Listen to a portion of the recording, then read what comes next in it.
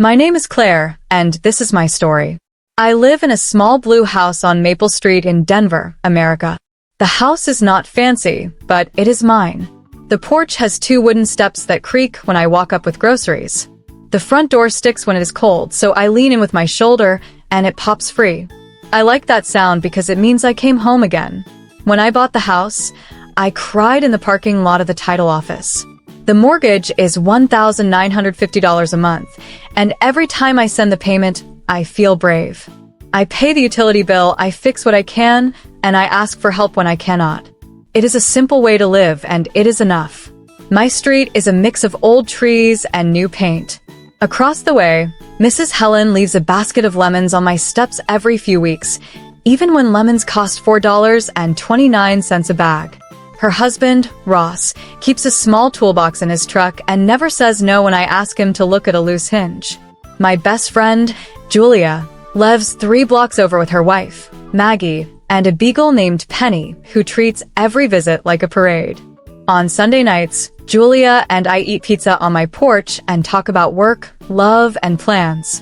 Sometimes we talk about Europe, the places we might see one day, and how far a budget of $3,000 could take us if we fly in winter and share cheap rooms. I work in sales at a software company, and most days start early. The coffee maker in my kitchen makes a soft drip sound at 5:15 a.m., and the smell fills the little rooms of the house. I lead a team of 11 people, and I care about every one of them. Tasha laughs so hard, she makes the rest of us laugh with her. Ben keeps a careful list of deals and calls it his quiet map. Renee remembers birthdays, anniversaries, and the names of every customer's kids. Mark, my old manager, used to say I was too soft, but softness has closed more deals for me than any trick. This quarter we have a high goal, and I told the team I would fight to make sure their work turns into fair pay, not just a pat on the back and a stale box of cookies. The house holds my days the way good hands hold a bird. In the morning I sit at the dining table and open my laptop. The table came from a thrift store for $65, and the top still shows a faint ring where someone once set down a hot pan. I like the scar. I write emails in plain words. I tell customers what the tool does, what it does not do, and how much it costs. I do not pretend. I speak the way I would want someone to speak to me. When a deal closes, I stand, stretch, and tell the house, we did it. When a deal falls apart, I make tea, pay a small bill, maybe $38 for internet, and try again. At night, I walk the rooms when the lights are low. The hallway is narrow, and the walls feel cool to my hand. Sometimes I whisper thanks to the house for standing steady. I think about money, the way I think about rain. I need it, I respect it, and I try to save when there is more than I need. I keep $12,500 in an account I do not touch. If the roof ever leaks or the heater fails, I want to be ready. My dreams are not large. I want my team to be paid fairly. I want my porch to hold friends and laughter. One day I want to see the edge of the Atlantic and think, I made it here by steady steps. This is my life in America, and I am the one telling it. We flew to Chicago, America, on a gray Wednesday that felt like a long hallway. I left my blue house on Maple Street before dawn and touched the doorframe as I went, the way I always do, a quiet promise to come back. The airport lines moved like slow rivers. Tasha told a joke that made a man in a suit smile into his coffee. Ben checked our deck one more time, his quiet map on the screen, numbers neat and sure. Renee handed out granola bars like a scout leader. I watched my team with a kind of soft pride. They were tired, and they were ready. The hotel ballroom had tall ceilings and a new carpet smell that made my eyes sting. A banner on the stage said, plain as a street sign, at the all-hands meeting. We took a table close to the aisle so we could slip out if we needed air. The room hummed with side talk and clinking cups. I counted heads and guessed the room held 200 people from all over America, Boston, New York, Denver, Dallas. People who had held breath and hit targets and lived on stale muffins between flights. I thought about the mortgage waiting at home, the $1,950 that walked out of my account each month with a firm back and clear eyes. I thought about the rival in New York who had called last week and put numbers to respect. a $40,000 signing bonus, matching dollars for healthcare, and even £10,000 if I chose to move. David, our CEO, walked on stage with a fast wave and a school principal's smile. He thanked us for grit, for hustle, for the spirit of America, as he put it. He clicked to a slide with fireworks on it. Then he leaned toward the mic and said, "Bright as a bell, your bonus is now a pizza party," and the room made the sound a room makes when air leaves a tire. I heard a single clap, then nothing. Tasha stared at the tablecloth as if words might be stitched there. Ben shut his laptop, like he was closing a door politely. Renee's mouth became a careful line. A heat moved through me that was not anger, not yet. It was clarity, the kind that comes when a storm cloud finally admits it is rain.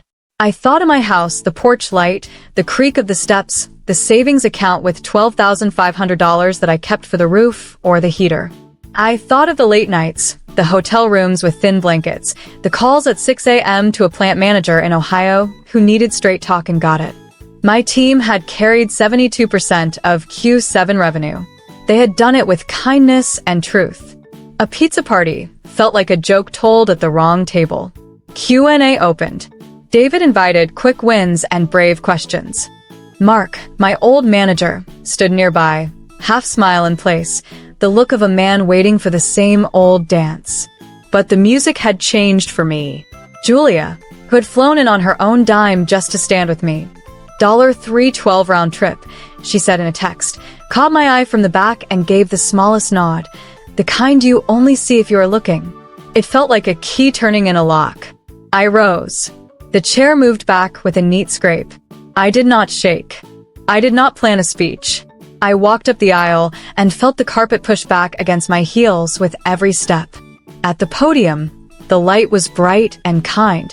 "I have something to say," I told the mic. The sound carried clean to the back. And then the words that had lived in me for days came out whole and steady. I stood up, walked to the podium, and used my 2 minutes to announce I was accepting a rival's offer and taking my 11-person sales team, responsible for 72% of Q7 revenue, with me. The room fell still, the kind of still that means people are listening with more than ears. For a heartbeat, there was only breath. Then chairs creaked, a pen rolled. Someone whispered, "Oh." I added what mattered. We would give clean handoffs. We would honor every open deal. We would do this with respect. I said our work deserved real pay, not a paper plate. I thanked the people who had taught me what not to do. I thanked my team for their faith in one another, and in plain words. David reached for the mic and tried to laugh, but the sound broke. "The dad announced," he said, as if quoting a story about a family dinner, and it landed like a fork dropped on tile. I stepped down. Tasha squeezed my arm so hard it left a warm ghost of her hand. Ben let out a long breath, like a man at the end of a swim. Renee's eyes were wet but steady. I felt something settle in me, a weight put in the right place. This was my country, my city, my team, my house, my name. This was America, and I was the woman telling the story, with my own voice at last. The morning after the meeting, I woke in my hotel room before the alarm. Chicago was quiet behind the curtains. I made coffee with the small machine by the sink and sat on the carpet to think. I wrote a list in a thin notebook. Customers, contracts, callbacks, clean handoffs. I wrote another list. Team offers, health plans, laptops, start dates. My hands did not shake. I felt clear. I texted Julia. "Breakfast." And she replied at once. "Lobby in 10. When I reached the elevator, Ben was already there in a neat shirt, his quiet map printed and folded in his pocket. "We can move half our book by Friday," he said. "The rest by next Tuesday." He said it like weather, calm and sure. At the diner down the block, the air smelled like butter and coffee. Julia slid into the booth and bumped my shoulder with hers, a soft cheer. Tasha arrived with her hair in a high knot and ordered pancakes with strawberries. Renee joined last and spread her notebook open like a wing. We spoke in plain words. We would call every customer today. We would tell them where we were going and why. We would offer smooth steps, new account managers, clear deals, numbers written down. "No drama," Renee said. "Just light." I paid the bill with my card and left a $28 tip because the server kept our cups full and called us team, and that felt right. Back in the ballroom, people moved like someone had opened a window in winter. David stood near the stage with two board members, faces tight. Mark hovered, his half-smile gone. Caroline from finance walked over and shook my hand like she was taking a heavy box for me. "Thank you for saying it out loud," she whispered. We set up at a table by the wall. Ben laid out his map, Tasha opened her laptop, and Renee put a tidy stack of sticky notes in the center, like a shared battery. One by one, we dialed. In Ohio, a plant manager named Louise said, "Good for you, Claire. Send the handoff doc and the new support line." In Boston, a buyer named Ellen said, "I stay with people, not logos. Email me the new billing address." In Dallas, a man named Curtis laughed and said, "About time," then gave me a purchase order number worth $120,000 for Q8, as long as we kept the same field techs. I told him we would. At noon, the rival company's leader, a woman named Nora in New York, called me. Her voice was steady and warm. "Welcome home," she said.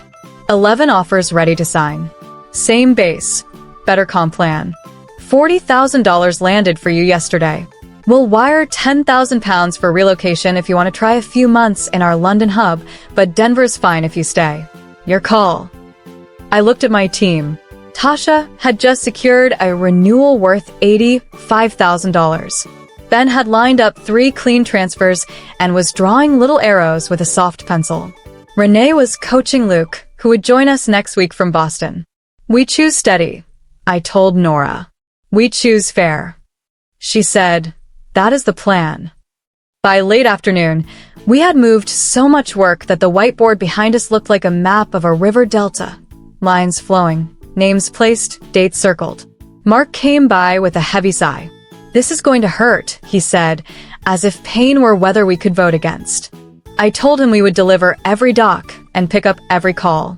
I told him that respect has a cost and a return, like any tool worth using. He nodded once, then looked away. David sent a short message asking for a private chat. I replied with a polite note and attached our handoff packet. I kept my words clean. I did not apologize for doing right by my people. That night I flew back to Denver, America. The cab turned onto Maple Street, and my blue house sat quiet under a pale moon. I carried my bag up the 2 creaking steps and pressed my palm to the door before I pushed. We held the line, I told the house. Inside, the porch light hummed. I set my bags by the thrift store table and opened my laptop. The $40,000 signing bonus sat in my account like a bright stone. I paid the mortgage, $1, $9.50, then sent $300 to Julia with a note. For flights and faith. I added $2,000 to the roof fund, which brought the balance to $14,500. I wrote a line on an index card and taped it to the fridge. We trade work for respect. We keep our word. Before bed, I walked the hallway in the dark and touched the cool wall. I thought of New York lights, of Boston streets, of a London sky I might see one day.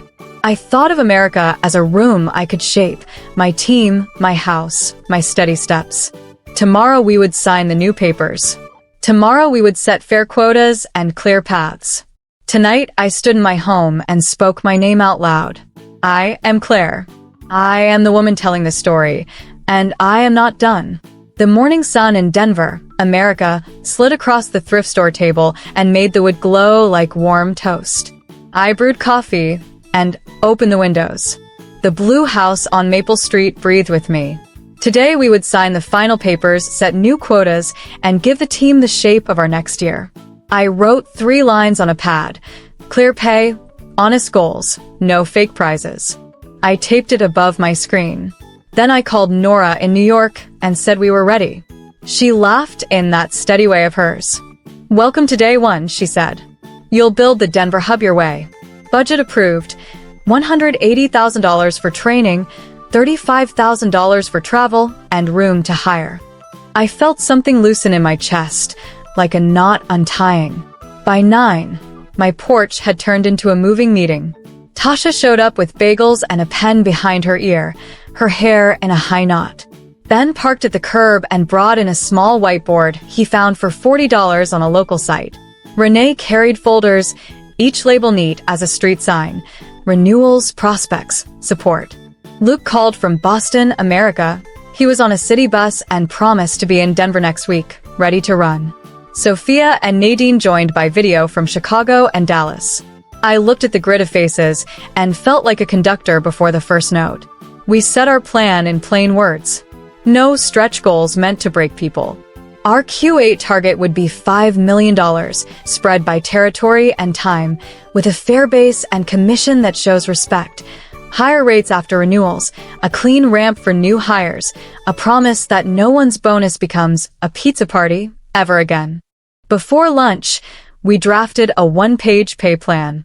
I read it out loud to the house, because the house had carried me through the long nights. Base salaries stayed steady. Commission went up 2 points on new deals, 3 on renewals. A quarterly kicker paid at $500 per clean handoff closed on time. Travel rules were simple. If a trip took more than 6 hours, the traveler earned a day at home with full pay, no questions. Tasha built a simple tracker that anyone could read. Ben turned the math into a chart that even a bored person on a plane could understand. Renee, with her careful heart, wrote the first draft of our team handbook.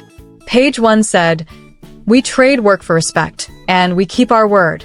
In the afternoon, Caroline from finance called from New York. "I heard about the plan," she said, voice soft like a porch evening. "It's clean." She approved the numbers, and we spoke about timing. I asked for monthly closes to be gentler at quarter end, so no one had to cry in a rental car again. She agreed. Then Nora sent the formal welcome packet. The $40,000 signing bonus had already landed. Now there was a small grant of $12,000 to refresh laptops. I told Ben to pick machines that did not whine under 10 tabs. He laughed and said he would buy 2 extras for emergencies. I set aside $3,000 for a quiet conference room near my house. The landlord, a man named Peter with kind eyes, offered a month free if we signed a year. I shook his hand and said yes. At dusk, the team drifted off. Tasha hugged me at the steps and whispered, "We're building something that won't tip." Ben wiped the whiteboard clean and left a tiny star next to the date. Renee tucked leftover bagels into a paper bag and told me to eat breakfast tomorrow, no exceptions. When the street grew quiet, Julia arrived with Penny the Beagle and a small box. Inside was a silver key charm stamped with 2 words, America and Europe. "For doors you've opened," she said. I clipped it to my house keys. We ordered pizza because we chose it, not because it was a bonus, and I tipped $25 because the driver was new and brave on dark streets. After dishes, I walked the rooms like I always do, hand on the cool wall, listening to the small electric hum the house makes when everything is working. I paid the mortgage, $1, $9.50, then moved $1,000 to the roof fund, now $15,500. I sent Luke a $400 travel stipend for his move, and I Venmo'd Nadine $120 for a headset she liked. I saved a screenshot of the budget and wrote one more line on the fridge. No paper crowns, only real crowns, the roofs we keep from leaking. Before sleep, I wrote emails to customers in plain words. I told Ellen in Boston that her renewal would roll clean on the 1st. I thanked Luis in Ohio for believing in people, not logos. I told Curtis in Dallas that the field techs were on the calendar. Then I turned off the porch light and stood in the doorway. Denver was quiet. The blue house was still. Tomorrow we would open our little office, hang a whiteboard, and write the names of the week. Tomorrow we would hire one more woman, Grace, from New York, because the work is big and the team should be, too. I closed the door and smiled in the dark. My name is Claire. This is America. This is my house, my team, my clear plan. We stood up, we kept our word, and now we build.